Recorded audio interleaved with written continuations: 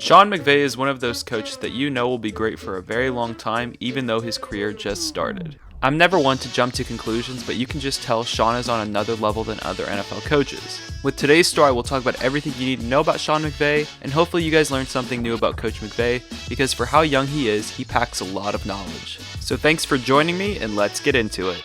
Sean McVay was born on January 24th of 1986 in Dayton, Ohio. And when I found this out, I was losing my mind because that's where I'm from. So I did some more research, and if you guys want to know about Sean McVay, you have to understand his background. Coach McVay's dad is Tim McVay, and Tim's dad is John McVay. So let's start with John. John McVay is currently 87 years young. He was from Bel Air, Ohio, and he played football at Miami University in Ohio in the 1950s. And John McVay was a footballer for life. He had a coaching career right after his playing days, and John was the head coach of Dayton football, which explains why they have the Dayton connections. And he was also the head coach of the New York Giants. And John was the first coach in the WFL for the Memphis Southmen. But that league only lasted 1 year until they closed everything, and then he moved on to the Giants before being promoted to head coach. But sadly for John, he was the coach of the Giants for the fumble game, and that caused him to lose his job. But then he entered the front office business, and that's where he's remembered the most. He and Bill Walsh built one of the best NFL dynasties of all time, winning 5 Super Bowls while serving as the Vice President and Director of Football Operations for the San Francisco 49ers, and he won Executive of the Year in 1989. So now for his son Tim. Tim McVay went to Alter High School in Kettering, Ohio while they were living in the Dayton area. But after high school, Tim played football at Indiana University and was a defensive back for Coach Lee Corso. But after college, Tim moved back to the Dayton area to work for WHIO, which is my local news network. But now we get to talk about Sean. While living in Dayton, Tim and his wife Cindy had 2 children together. They had 2 boys and Ryan and obviously Sean. Now Sean lived in Dayton for 6 years before his dad took a job in Atlanta, Georgia.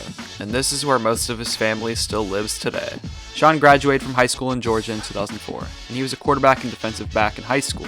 But for college, Sean decided to go back to Ohio for college and went to Miami University just like his grandfather. There, Sean played wide receiver and graduated in 2008. After college, Sean got his first coaching job under John Gruden in Tampa Bay as an assistant wide receivers coach. But after the 2008 season, John Gruden was let go in Tampa, and Sean had to find a job as a receivers coach in the United Football League for the Florida Tuskers. Spending a year with the Tuskers, Sean moved on to the Redskins as an assistant tight ends coach in 2010 under coach Mike Shanahan. But after the 2010 season, Sean was promoted to the full-time tight ends coach and stayed in that position until 2013. And after Mike Shanahan was fired, the Redskins hired Jay Gruden, and Jay promoted Sean to offensive coordinator. So Sean's first coach was John Gruden, and now the man who gave him his biggest coaching opportunity was John's brother Jay Gruden. While being the offensive coordinator for the Redskins from 2014 through 2016, the Redskins' offense completely changed, and so did quarterback Kirk Cousins. They made the playoffs in 2015 but lost to the Packers, but the offense was the weapon the Redskins had. But you can't keep someone like Sean McVay around for a long time because his head coaching journey was soon to begin. And that's exactly what happened when the Rams wanted to hire him to become their next head coach. Now for the Rams, they were in a dark place for a while. Since 2004, they hadn't made the playoffs or had a winning season. And the team moved from St. Louis to Los Angeles in hopes to bring back the glory days of the old LA Rams. They moved to Los Angeles, but halfway through their first season there, they fired Jeff Fisher and put in a replacement for 3 games.